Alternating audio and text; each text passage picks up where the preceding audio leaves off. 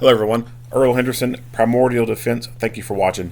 I have another Monday quarterback video for you. I'm going to play this video and talk about things that are going on, a bit explain what's going on, and talk about things that I think that are being done right and or done wrong. Here we go. Good afternoon.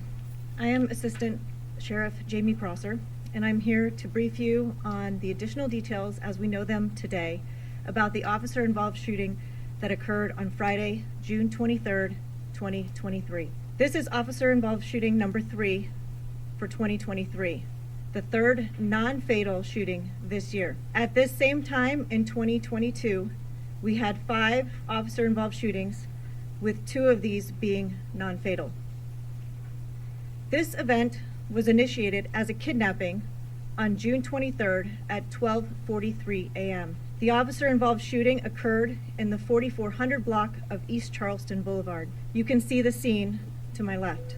The involved officer is Officer Jonathan Collingwood. He is 40 years old and has been with the LVMPD since 2006. In this incident, Officer Collingwood was armed with an Accuracy International AX 308 rifle equipped with a scope. The investigation revealed he fired 1 round during this incident. He is assigned to the Homeland Security and Special Operations Bureau. The suspect is identified as Jeffrey Hare. He is a 37-year-old white male adult, 6 feet tall, weighing 240 pounds. He is pictured to my left. Hare was armed with a Ruger P95 DC 9mm handgun. The investigation revealed Hare did not fire his weapon during this incident. Hare faces the following charges: kidnapping, first degree with a deadly weapon, 3 counts, felony evading, assault with a deadly weapon, and resisting a police officer with a weapon. Hare's prior felony arrests include assault with a deadly weapon, grand larceny, assault on a protected person, possession of controlled substance, and battery domestic violence. The details of the officer-involved shooting are as followed.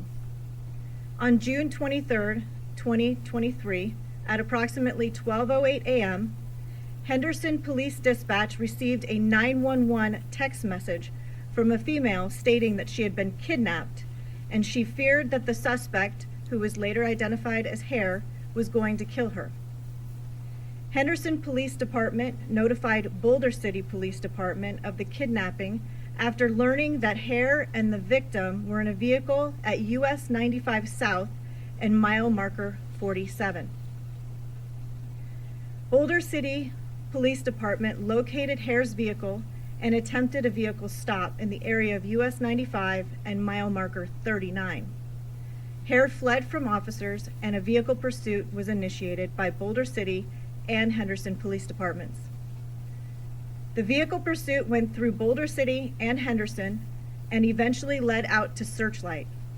Once in Searchlight, Hare turned back around and drove back to the Las Vegas Valley.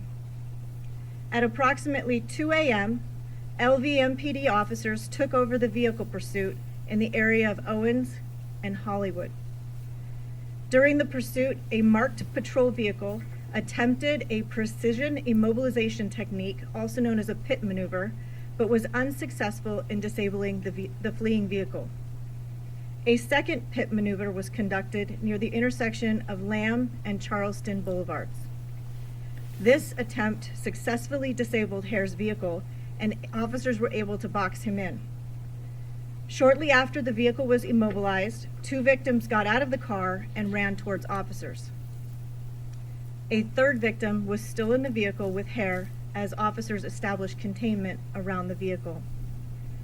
Officers noticed that Hare was armed with a handgun, and he told officers that he was going to shoot the hostage if they did not leave the area. Officers deemed the situation to be a hostage barricade and requested the assistance of our Special Weapons and Tactics Unit. SWAT officers observed Hare pointing his firearm at the hostage, who was sitting in the back seat, and Officer Jonathan Collingwood fired 1 round from his rifle, striking Hare. Other SWAT officers approached the vehicle and rescued the hostage. Hare was taken into custody and transported to UMC Trauma, where he is currently listed in critical condition. One hostage was treated for glass in his eye and has been released, and the female victim was taken to the hospital where she was treated for unrelated medical issues. Our investigation has revealed that the female victim had a domestic relationship with Hare. It appears that Hare learned the female was also in another relationship with another male, and on June 22nd, Hare took the female and two males hostage in a vehicle. This is what initiated the text and phone calls to police. We will now play you two videos. This first video is from the air unit.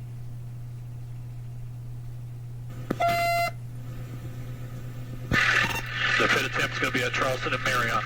Trucking into the vehicles on Charleston. Good pit, good pit. Good pit, good pit. Just right through and then felony stop. He was able to pull out, he's back west. He was able to pull out, he's back west. Copy, pitted Marion and Charleston. That was close, got it, close. Alright, he's into oncoming traffic. Looks like we're going for a second pit attempt. 2-7 on this day. He's trying to bail, he's going to bail here. 4055 East Charleston.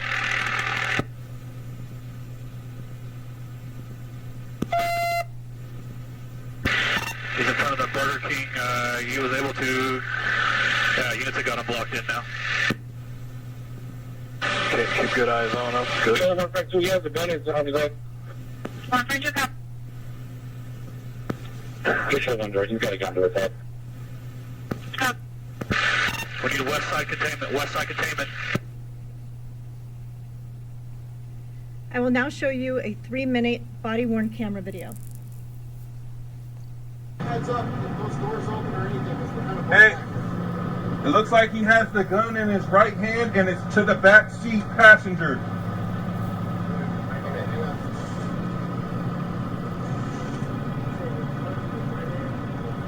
He's got both hands on the gun and he's pointing it in the back seat. Both hands on That's the gun? it. You see it right hand, it's to the back seat. Where is he at? He's in the driver's seat, gun. See, gun is pointed to the back seat passenger.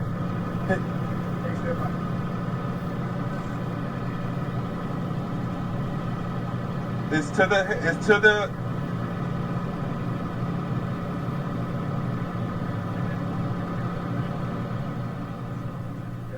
I would like to point out that while SWAT was approaching the vehicle, our crisis negotiation team was able to establish communications with Hare in order to try to in attempts to de-escalate the situation.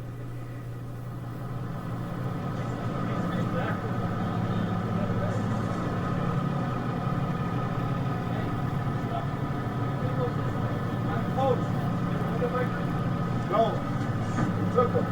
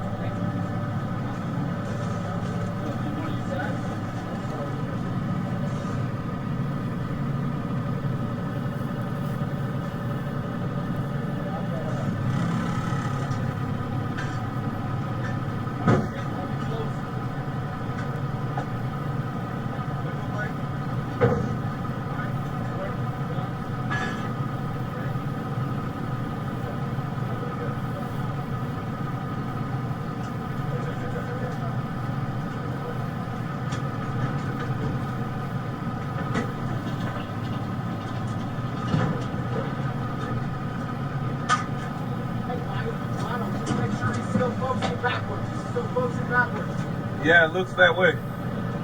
Yeah.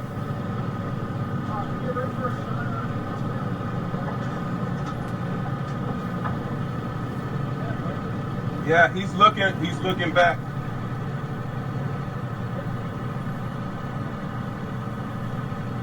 Hey, John. set.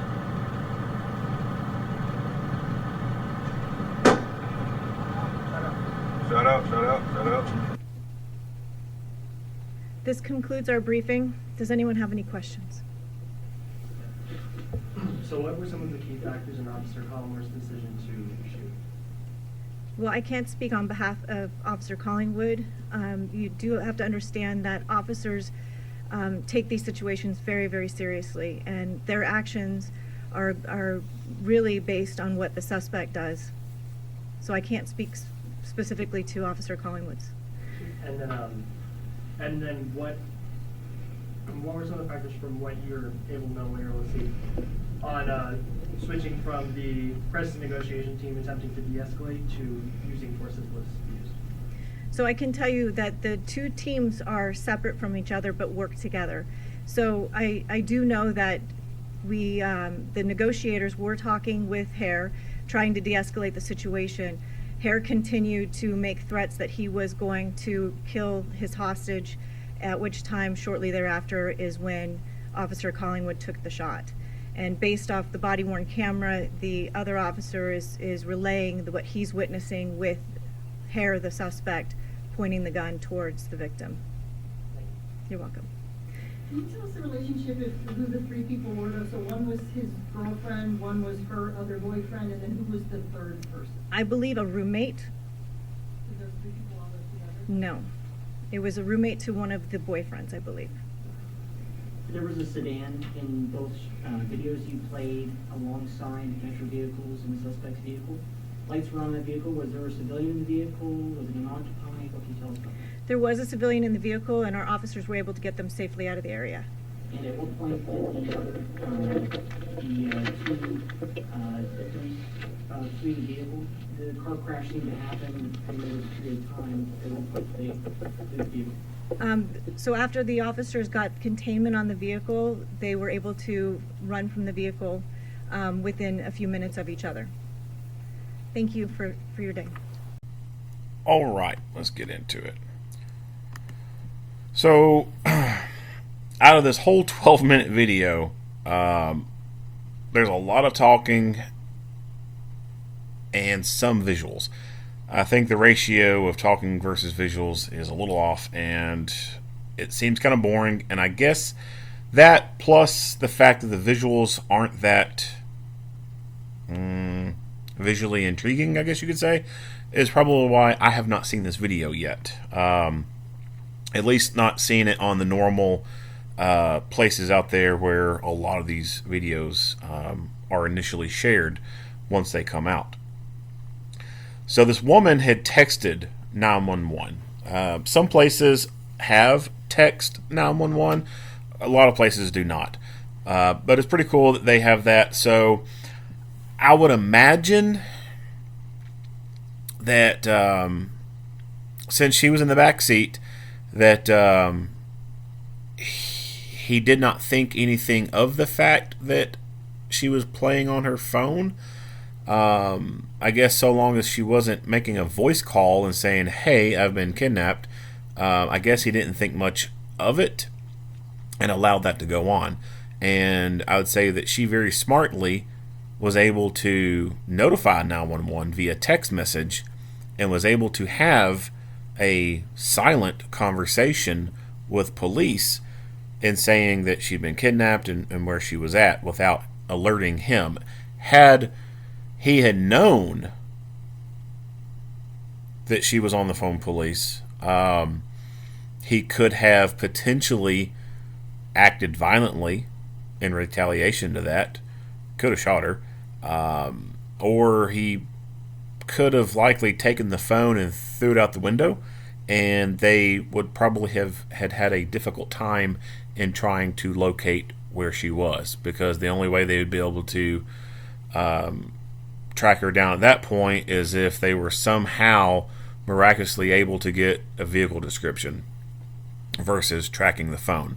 So I'd say that's how they was able to find the vehicle and its exact whereabouts, is they probably triangulated the phone and figured out where it was. If he had thrown that phone out the window, well, they just would have showed up to where the phone was on the side of the road, or maybe in the middle of the road. So good on her for being able to make a secret message to police and not alert the guy. So since that was what the possible scenario there, the play out, I would say that there's a possibility this could have been something domestic in nature. I wouldn't be surprised to find out if they were known to each other, had been in a relationship with each other, something like that. I think it's maybe a little too far-fetched to think that this was like a complete stranger danger kidnapping, like he just randomly saw her on the side of the road or somewhere, does not know her, she doesn't know him, and he just took her. If that was the case, I don't think that he would be okay with her being on her phone in the back seat. But then again, you never know. He could have been. I mean, criminals do not make the brightest decisions. That's why they are criminals. Here's his gun. Hammer is cocked back. All it would have taken was a very minimal amount of pressure to that trigger to drop that hammer. And in the video footage from within the armored vehicle, they were talking, he's pointing the gun at her. I would say that him pointing the gun at her was the reason why the officer fired to stop the threat. It was possible that this guy was going to shoot her, and then he could have turned the gun on himself, and it could have become a murder-suicide. So I think the officer acting when he did most likely saved this girl's life.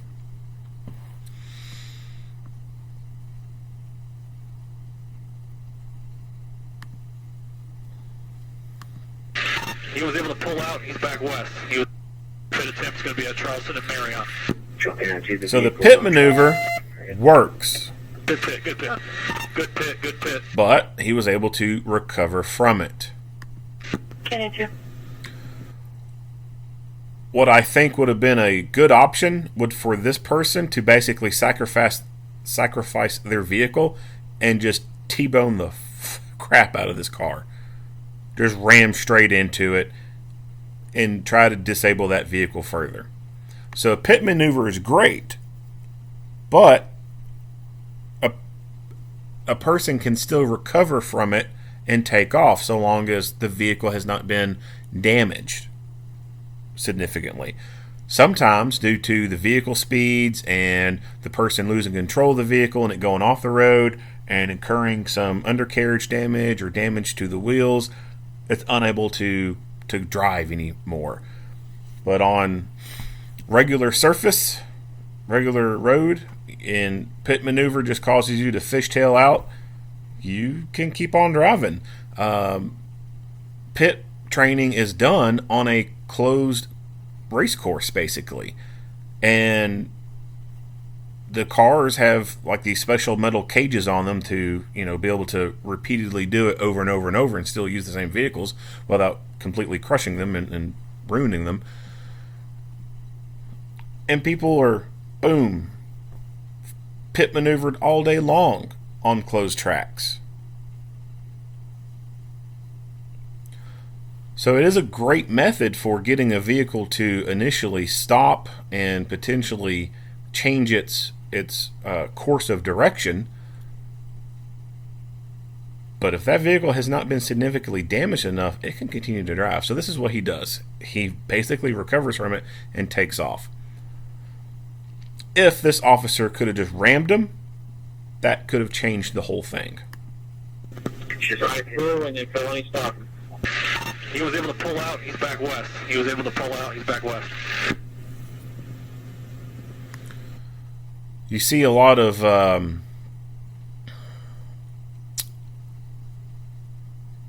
looks like smoke or something coming from the back. It's something hot. Something hot is causing this visual right here. So I'd say maybe he has a blown tire. He's on rims, or he's on a rim at this point. He pitted Marion and Charleston. That was close, got it. Close. All right, he's into oncoming traffic. Looks like we're going for. You can still see it back here. It is, whatever it is hot. So the thermal setting is on white hot.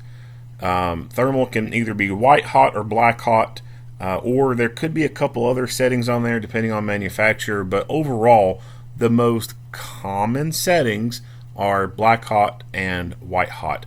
This is white hot, so everything that is really, really warm will have a shade of white to it. That is why the undercarriage and bottom of these vehicles are white. That's why the engine on this police car, you can see heat on the hood itself coming through. That's why the wheels are white. That's why on this vehicle the wheels are white in color. And also for this car, this is why its headlights are white in color, because the headlights are, the material, the housing is warm, it is hot. Second pit attempt. So the person in this car is backing up, and then boom, they get hit by this vehicle.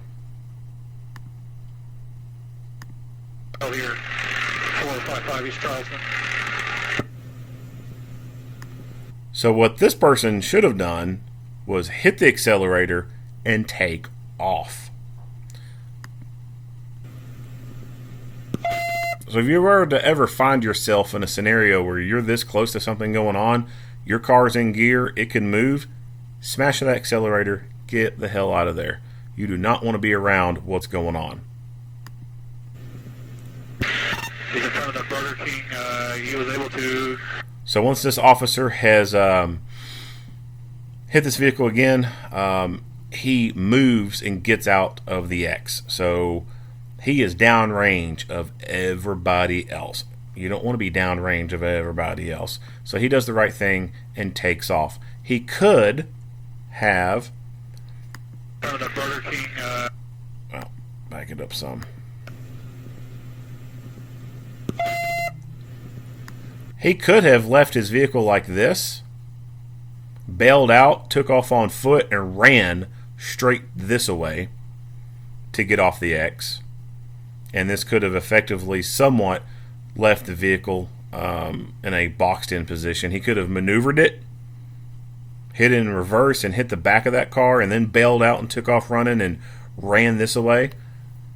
I wouldn't think it would be the greatest risk to take, but that's something that he could have done. The best thing to do is do exactly what he did. Take off.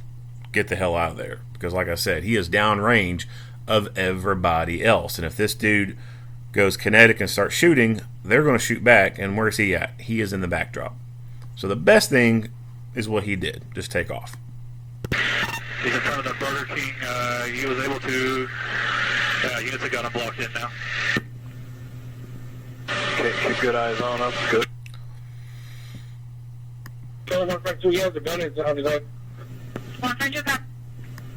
So these guys up front, I could see them having to resort to grabbing pistols when they got out. These other people who are in the rear, they could have gotten rifles out and brought rifles up there.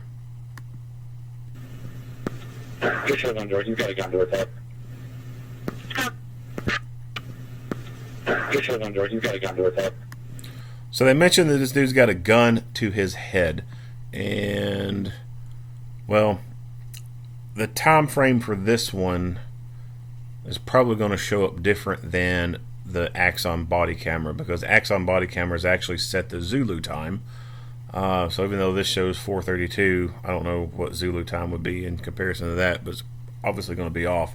But when we get to the body cam, excuse me, excuse me, when we get to the body cam, the armored vehicle is there, and so that tells me that some amount of time has elapsed between when he gets stopped and when the SWAT team actually gets there. These trucks aren't out driving around. They burn too much fuel to be on patrol status, so they stay parked. So the fact that a team had to go here, go to where the vehicle was, get it, drive it all the way to the scene, tells me that some amount of time has elapsed. How much time, I just don't know. The SWAT team gets there. This armored vehicle they're in, when he turns around and looks to the back, if I could get a freeze frame on that. Maybe. Does anyone have any questions? Okay. Well, he turns his head a couple times.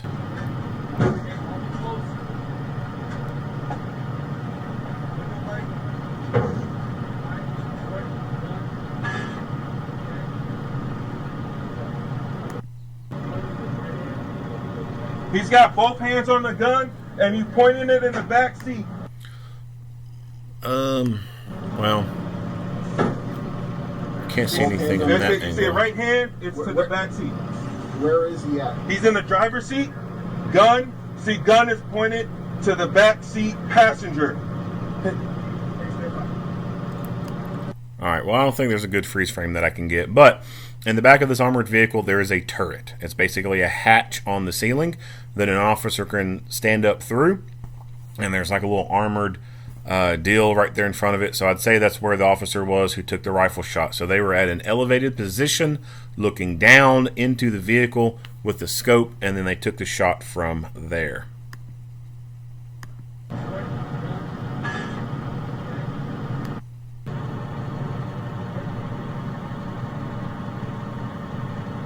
Hey, John, are you set?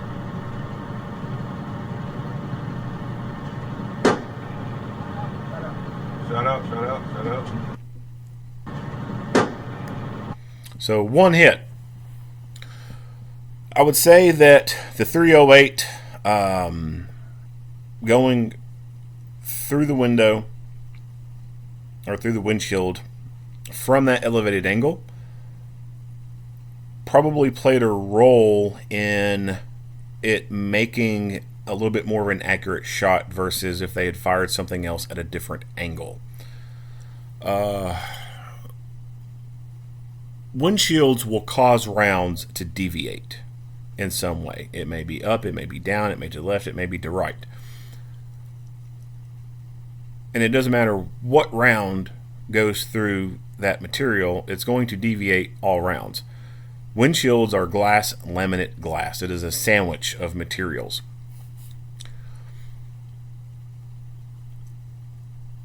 The distance from the windshield to the seat is very minimal. So that deflection that windshield would have caused would have only caused that round to be deviated a little bit off before it actually struck into him seated in the seat. Now, if the trajectory was reversed, let's say the guy in the seat had a 308 rifle and was aiming through the windshield at the turret, there's probably a really good chance that that round never would have got near the turret. It would have been deflected and had gone so far off, it never would have touched the turret.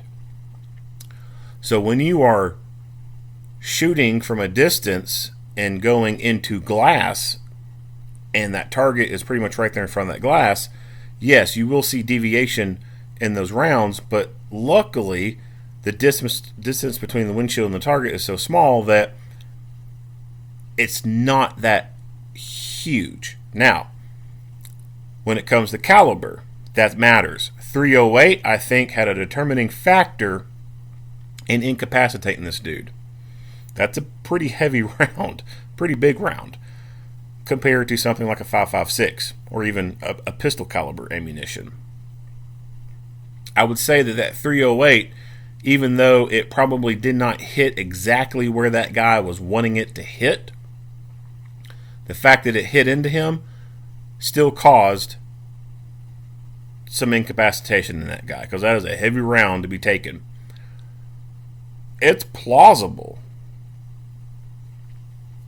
that the guy who fired the round was aiming straight middle of the chest, had the intention of hitting the heart.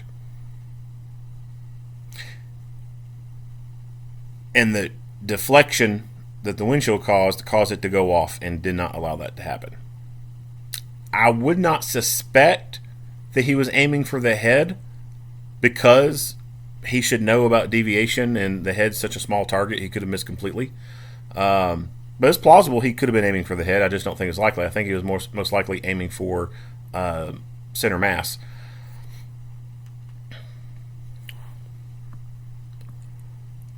A risky shot for sure, but it paid off. Now, could something else have been done? Potentially. See here. So, alright, so this is probably the best we'll get. So this building right here, I don't know what this is. It doesn't look like a residential. It looks like a commercial kind of building. What I think probably could have been a better option is, so long as the angles would have worked out. So keep these sides in mind. Like, we got commercial building right there. This is this car is kind of a backstop. This commercial building's a backstop. So I think someone could have been placed over here. That same guy could have been placed over there, and could have taken a shot from over there, could have made it over the hood through the side window, and probably could have got a headshot from that way. Or heck, even a vehicle pulling up over here and just aiming over the hood of the vehicle right over in here, still I think probably could have resulted in a headshot, and probably would have been a smoother thing to pull off versus popping through that windshield with the rifle. Because even though he hit him with that rifle, that dude still could have potentially pulled the trigger while he was pointing the gun at that girl.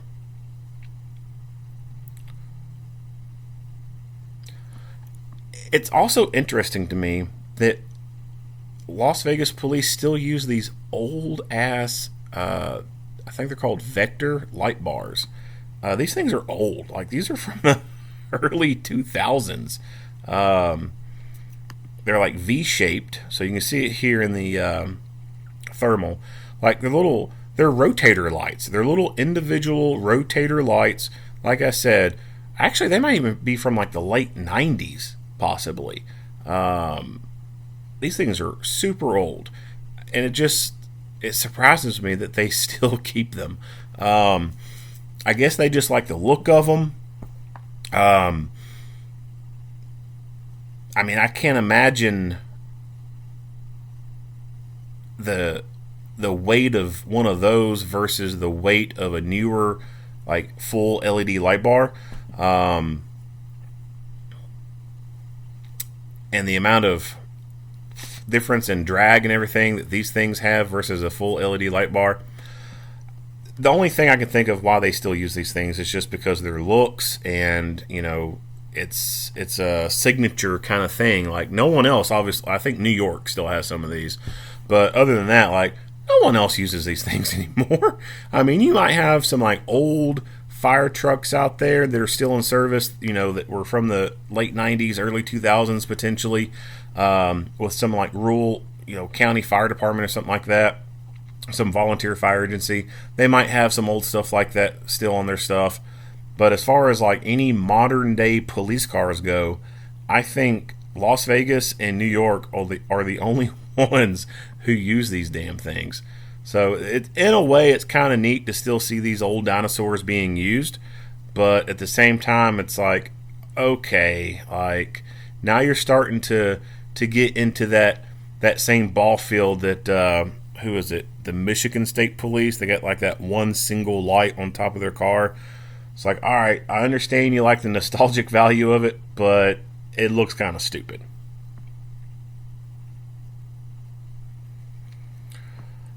Alright, not much else to say about this video. If you like what you hear and see, go ahead and give me a like and a share. If you have not already, hit the subscribe button and stay tuned for more Monday quarterback videos.